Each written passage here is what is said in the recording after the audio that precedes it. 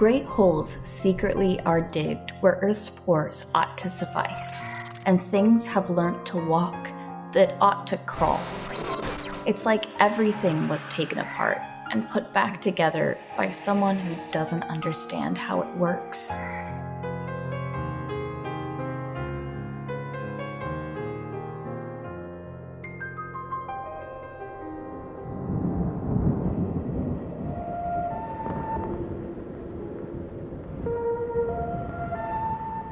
Last we left off in Signalis, the entire solar system was feeling the repercussions of Elster's previous failures. Humans were turning into literal mush, robots were becoming possessed by whatever evil had been unleashed from the mine on Lang, and Adler attempted to stop everything from falling apart, but unfortunately no one wins in this game.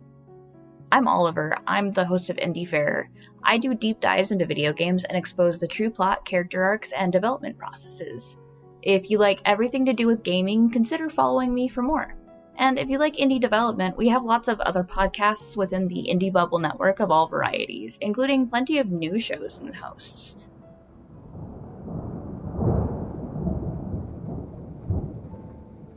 We're greeted with a familiar scene, the interior of the crashed ship from the beginning, but this time it's not crashed. As Elster explores, she discovers a number of documents on board, one of which indicates they've been in space for a little under 5 years. Another also suggests in the event of running out of supplies not to eat any replicas because their parts are actually toxic, and it's actually more beneficial to keep the replica alive for as long as possible. Finally, Elster has the option to open a document that contains her own replica issues. This is where we learn that Elster can't watch war films, and that Aeon, which is the government agency in charge of everything, recommends not getting close to the Elster unit, but that's just what Ariane did. When Elster runs into Ariane, they share a gentle kiss and humbly celebrate their anniversary with a romantic dance. But unfortunately, their happiness just won't last. The screen fades, and a long-haired Ariane who looks exhausted once again asks us to remember. But can we? So far, it looks like Elster can do anything, including surviving something that should have killed her. The light returns to her eyes, and she lays beyond the gate, next to the exterior of the crashed ship, just like before. Elster crawls back to the ship, falling into the now opened cargo hold that cost her her arm and nearly her life.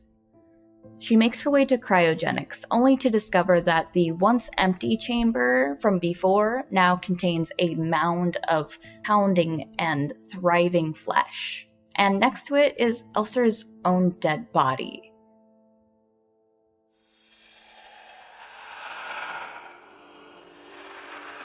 This is my theory and unconfirmed, but I think this may be the original Elster that was mentioned in Adler's diary, the one that was ordered to work in the mine, just as a side note. As Elster begins to harvest parts from the body to continue on, replacing both her arm and her chest plate with new white ones, a new sense of determination sets in. With each step, it's very clear that she remembers now, and she knows what she has to do. That starts with finding Ariane, and that means going back down into that hole, which is now conveniently located inside the ship.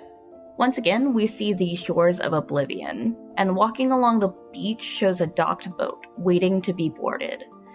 She's transported once more, but it's not the same Lang as before.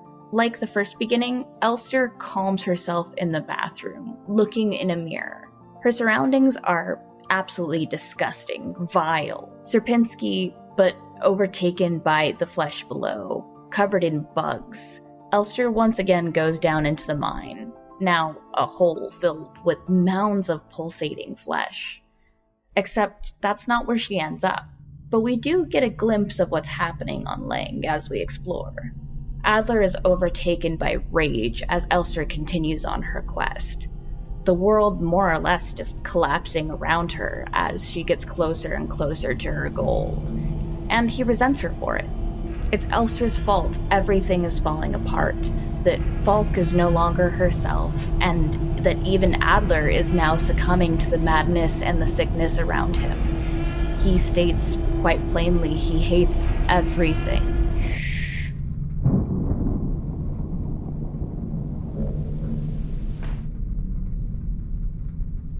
Instead of the mines, Elster ends up on Rotfront, specifically in Sector C, which seems to either be deep underground or at the very base of a tall structure.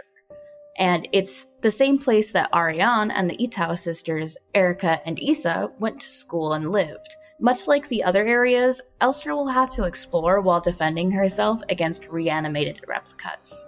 She will find many documents concerning the twins and Ariane throughout the hallways, in medical offices, and even in the bookstore itself. One of them mentions that Ariane's open-minded behavior is considered a lack of discipline, and could also be fueled by her friendship with the Venettan Itau family. Some documents she finds include information regarding an alleged Imperial spy that the Protectors, which are the main security force, are looking for, as well as news discussing the cancellation of a major celebration due to the danger. We also find a medical database and notes that gives a lot of insight into Ariane's conditions and behavior from the perspective of the nation, as well as much needed information for puzzles ahead.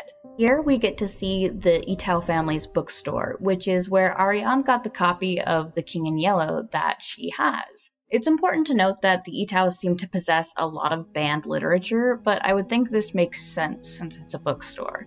But I also wonder if maybe their loyalty is divided.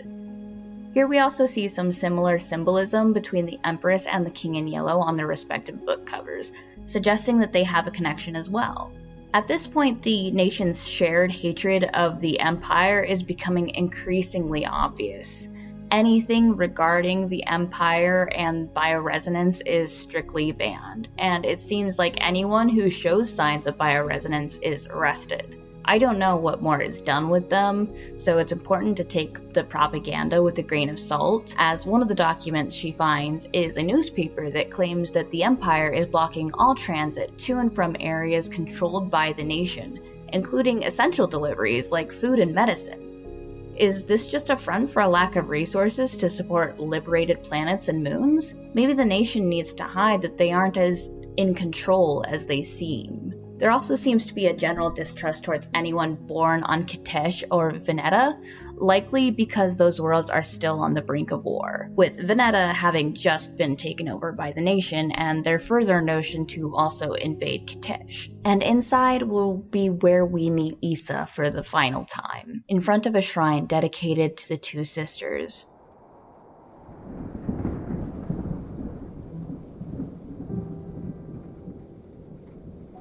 Isa has realized Erica must be dead because there are just no human bodies left, and she can't be found.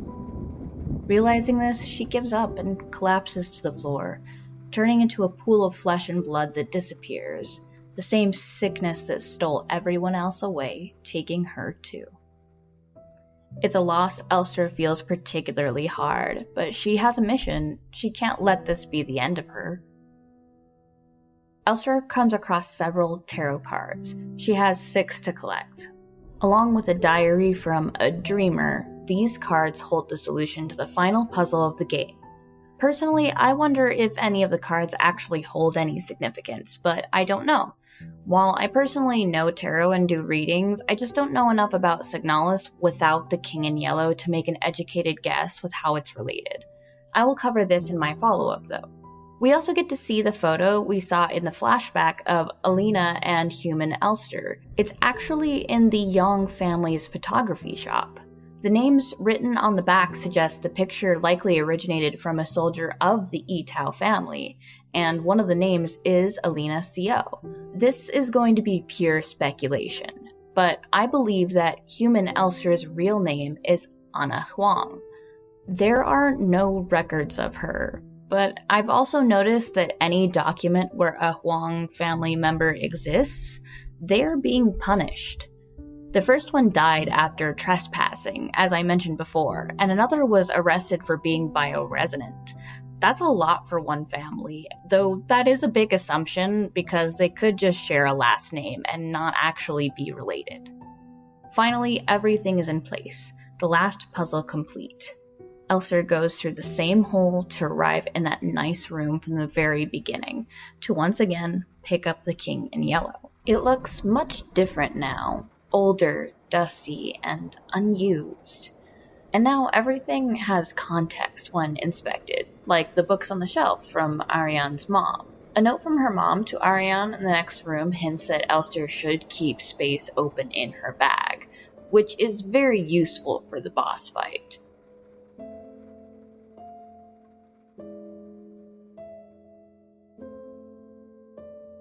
Adler says to go back, but Elster won't. Again, he knows she's going to continue forward anyway. Adler is angry at Elster. He genuinely loved Falk, and she is now broken and despondent.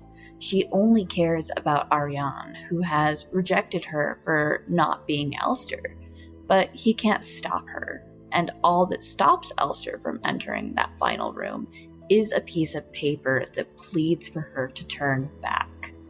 The final boss fight isn't easy. Falk screams that Elster is to blame, that Ariane will never dance with them again. But Elster doesn't back down. Eventually, Falk lies dead, and Elster once again sees the gate, the red eye glaring above, the ship in the distance, and, of course, Adler.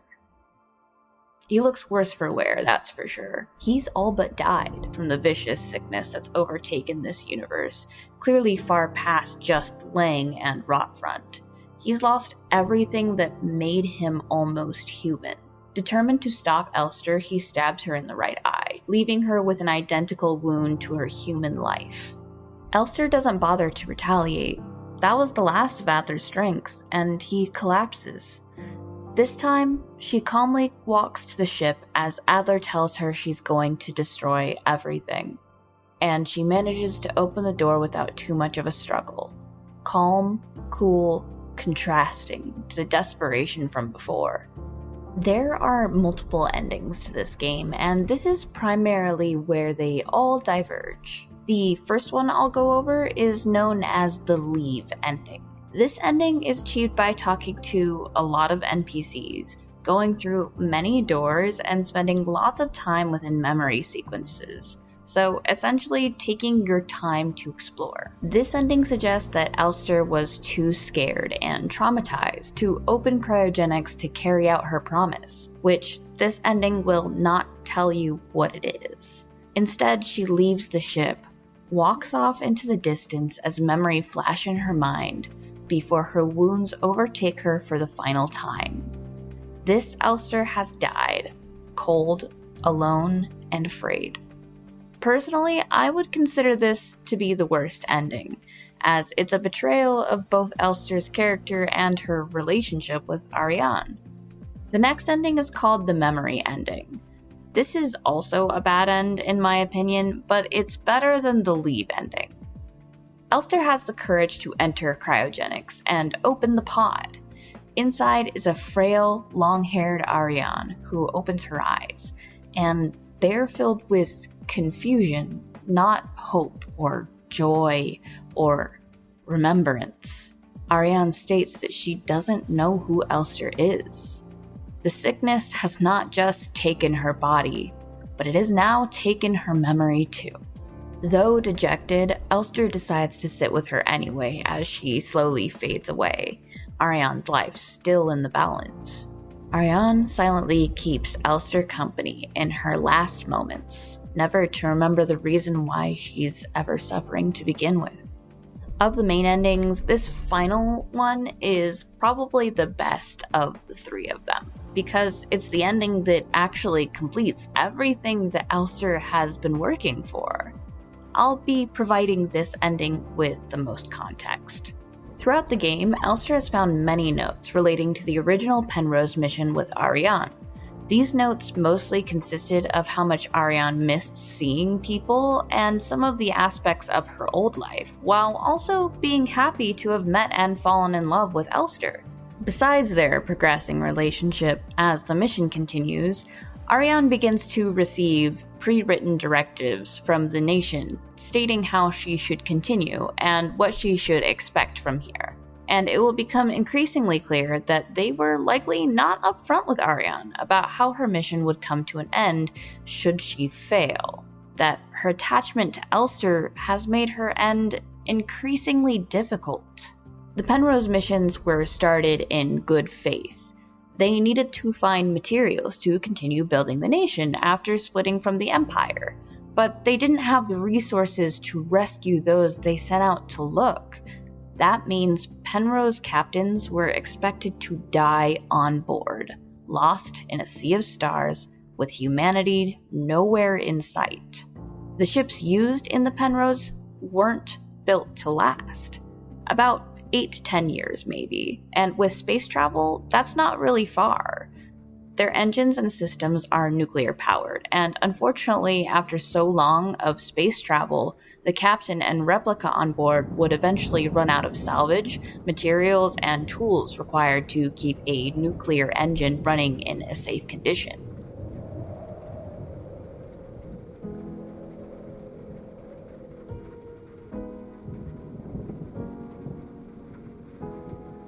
This means eventually the ship would become irradiated and uninhabitable, leaving Ariane to die a horrible death. Radiation poisoning is probably one of the worst ways to die. It can be slow and painful, and it takes not only your health, but oftentimes your identity as well. Skin literally falling off of patients who have suffered the worst, brain and tissue basically turning into tumorous mush. And as I describe these horrors of radiation poisoning, doesn't it sound a whole lot like what everyone is experiencing? This isn't confirmed, but my personal theory is that because Ariane is bioresonant, she is projecting the radiation sickness she's suffering to the rest of the solar system, and not just one world, as we've seen it's extended far beyond just Lang. The nausea, the dizziness, the faintness, and finally humans literally losing their skin and dying from blood loss while replicas have been mutated into something both living and not. These awful mutations surely must come from the radiation Ariane is experiencing. And Ariane knew that this was her fate once she received the final directive from the nation, telling her that it was in her best interest to order her Elster unit to kill her so she wouldn't have to suffer. But that's where things went wrong. The nation didn't want captains to bond with their Elster unit for a good reason. They would ultimately be the best way for the captain to die. But with a bond, Elster refused to kill Ariane, and she was too scared to do it herself. They wanted to try to survive together for as long as they possibly could. But on top of radiation, supplies were low, and Ariane was going into cryosleep for longer and longer periods of time to try to preserve both her body and mind. Ultimately, Elster had to make a promise to Ariane. This ending hints at what that promise is, but it doesn't say it explicitly. Now, Elster enters the cryogenic chamber and awakens Ariane. Just like the memory ending, she is frail, tired, and her hair has grown so long. Elster knows what she has to do, but Ariane asks her to anyway. Robotic hands wrap around her fragile lover's neck, putting her misery to an end. Whether the promise was to finally kill Ariane, which is what I personally think it was, or if it was to simply return to see her again one final time, she's fulfilled it. And her triumph is just as short-lived as their reunion. Elster lays next to the pod with Ariane's body and lets out a final breath. The horror is over. Technically, the story ends here, at least for those satisfied with what little answers they were given. But for those still looking for answers where there are only questions, That's where the secret ending comes into play.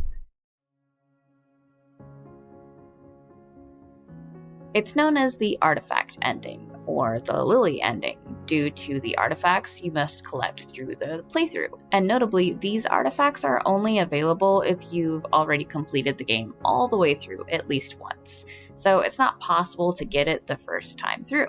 The key difference to this ending is that it's probably the happiest ending that exists, but it simply can't last if it's real. In a way, I also feel like it's prolonging the horror and suffering, but for a moment of respite, maybe it's worth it.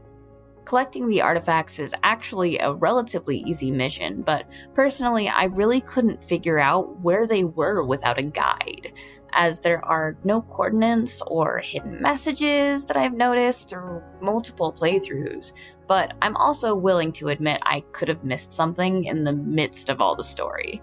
I tried cycling through various radio signals, exploring random areas, and even tried to break down the lore to find some clue as to where they could be.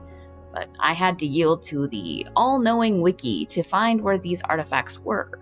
The artifacts themselves are also confusing, but I feel like that's very on par with the rest of the game. Said artifacts are 3 keys.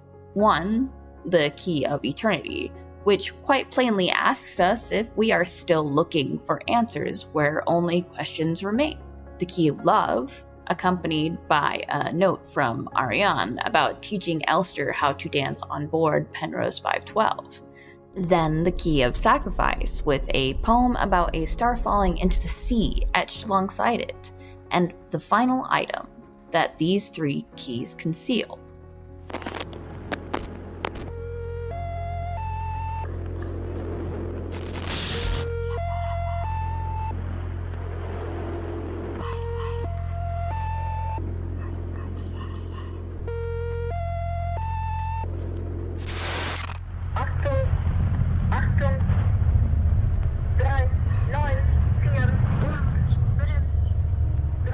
I mentioned in the first episode that there was a safe in the beginning room that Elster enters before picking up the King in Yellow.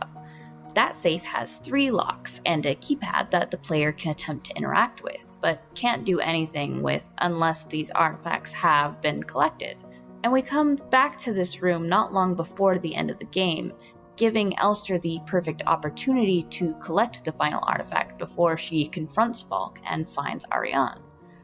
Using the 3 keys and inputting the code that has been repeated many times throughout the game, the player unlocks a safe, opening it to reveal a quaint pot of flowers.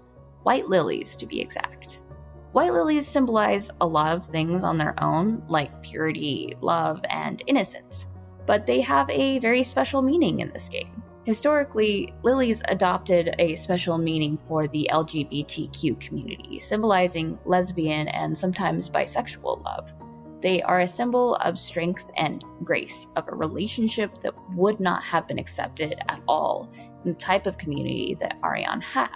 A community that not only would have looked down on a queer relationship, but a human even having empathy for a machine at all.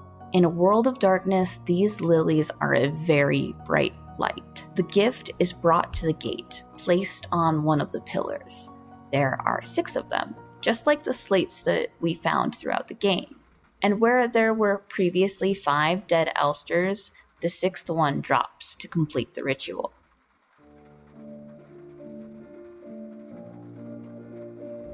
A quote from the Bible appears. I believe it's Revelation chapter 10, paragraph 7.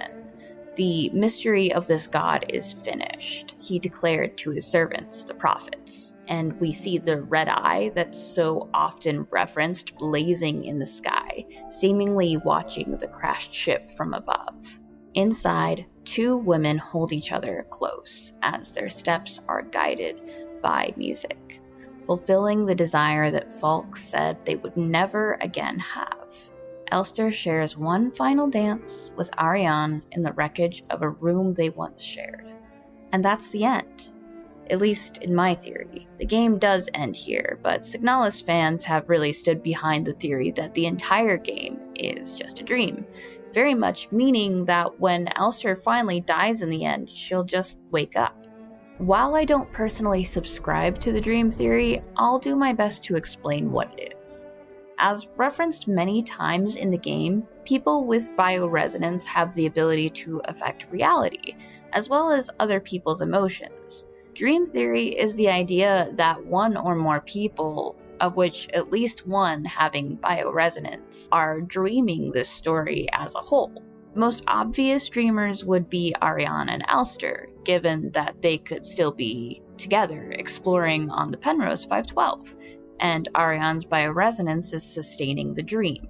While it does hold a lot of merit, especially around how vague a lot of the lore is, how Elster is transported from planet to planet, or even to and from nowhere and the shores of oblivion, because, of course, in a dream, the only restrictions there would be are entirely imaginary and governed by the dreamers themselves. I personally don't think that's the case. I honestly believe that dream theory is very popular because it is truly the only way that we can visualize our beloved characters actually getting a good ending. Any sort of reality is going to be pain and death and suffering. This game just does not have a happy ending, and my theory is that Ariane has incidentally turned the solar system into her own personal hell that she must suffer until Elster can finally end it all.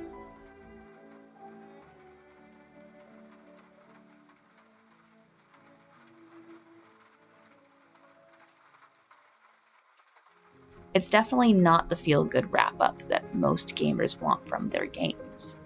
But in that, I think we see something much more important. That sometimes the hard things are still worth fighting for, even if we don't get the happiest ending.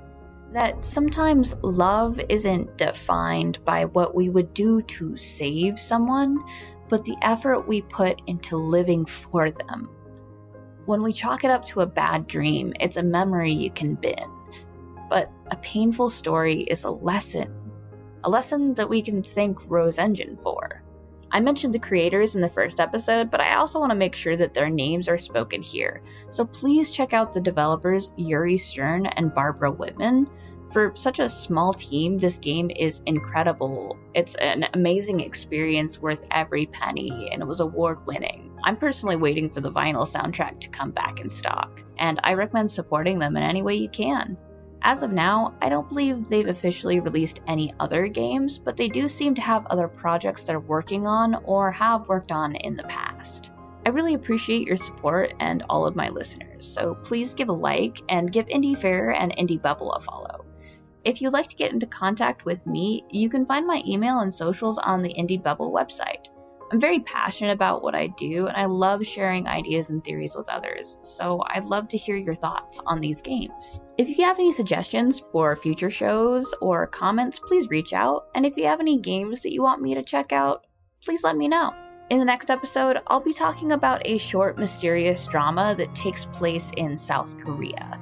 It offers a unique social media post-like interface that guides the player to figure out what happened to a missing little girl that was never found, and you might need a box of tissues handy. Join me next time on Indiefarer when I talk about No Case Should Remain Unsolved, and keep gaming!